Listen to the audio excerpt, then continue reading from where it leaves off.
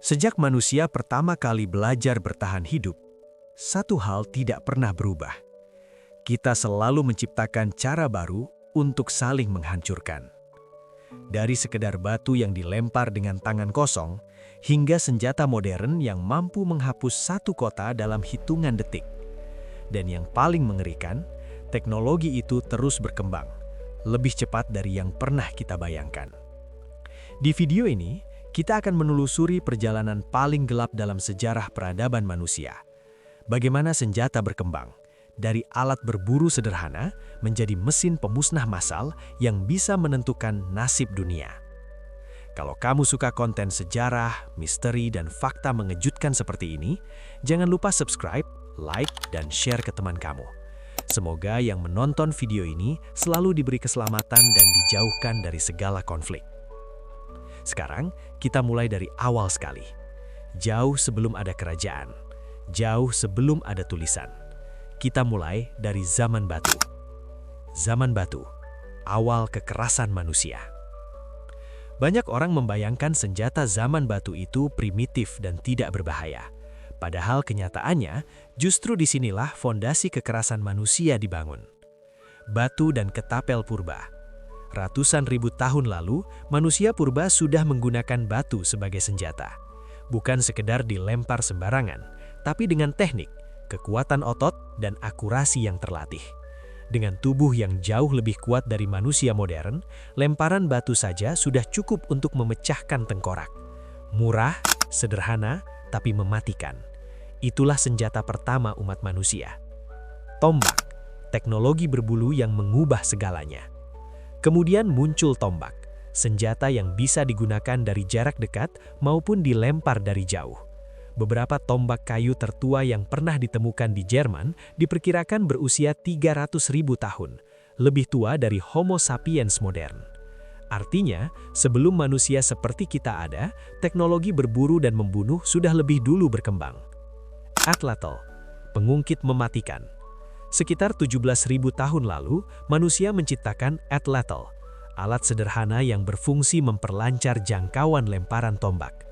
Dengan prinsip fisika dasar, tombak bisa melesat hingga 100 km per jam, cukup kuat untuk menembus kulit hewan raksasa seperti mammoth.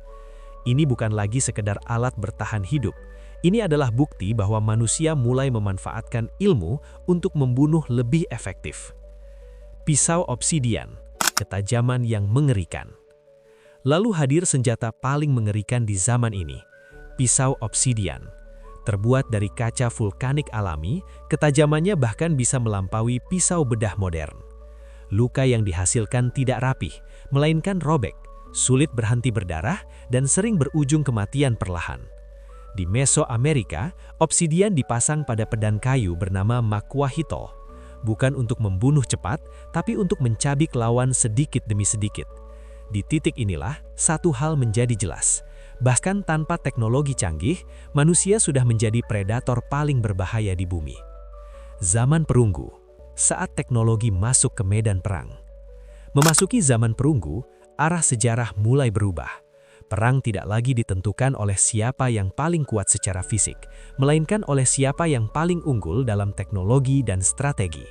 Di titik inilah, manusia mulai memahami bahwa kemenangan bisa dirancang jauh sebelum pertempuran dimulai. Kereta perang, chariot.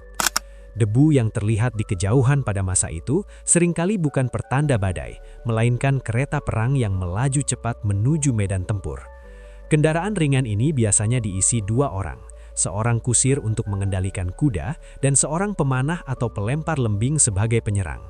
Kecepatan memberi keuntungan besar. Pasukan berjalan kaki sulit mengejar, sementara serangan dari atas kereta terasa datang dan pergi tanpa bisa dibalas. Di banyak peradaban kuno, Mesir, Hit, hingga Mesopotamia, chariot menjadi simbol dominasi militer. Melihatnya muncul di cakrawala, seringkali sudah cukup membuat barisan lawan kehilangan keberanian.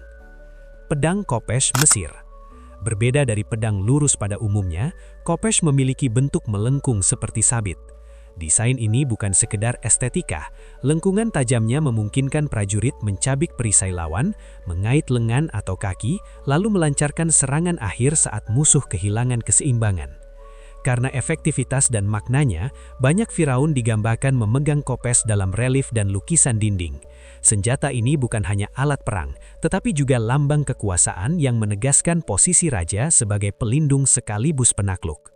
Busur komposit, sniper zaman kuno. Kemajuan berikutnya datang dari jarak jauh.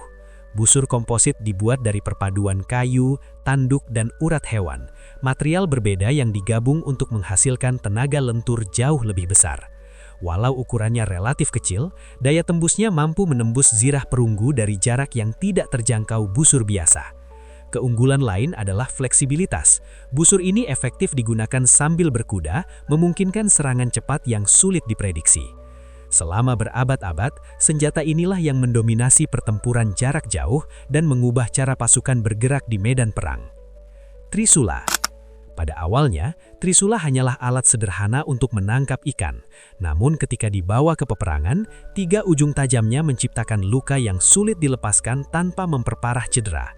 Di berbagai budaya, trisula dikaitkan dengan dewa laut dan kekuatan kosmik, dari Poseidon hingga Shiva.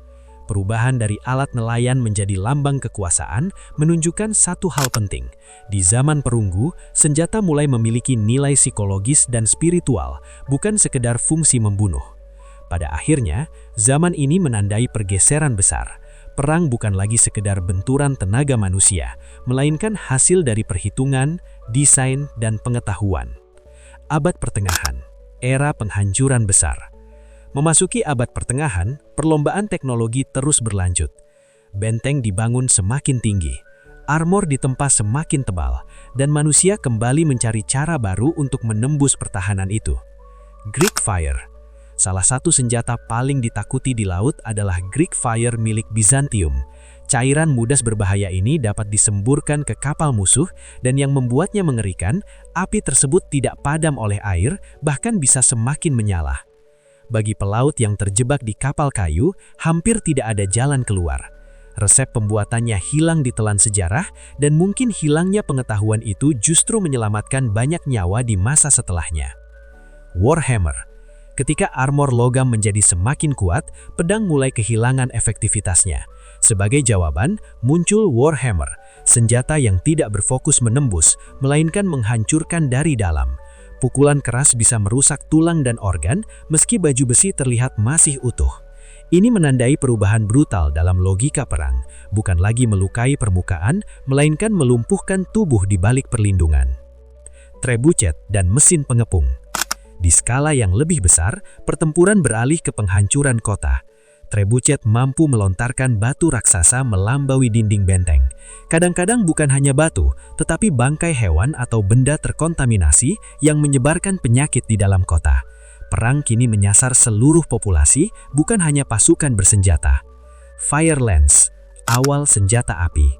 Dari Cina muncul inovasi penting, Fire Lance, tombek dengan tabung mesiu yang dapat menyemburkan api dan serpihan proyektil. Meski masih sederhana, inilah langkah awal untuk senjata api modern, teknologi yang kelak mengubah wajah peperangan selama-lamanya. Perang Dunia Kedua.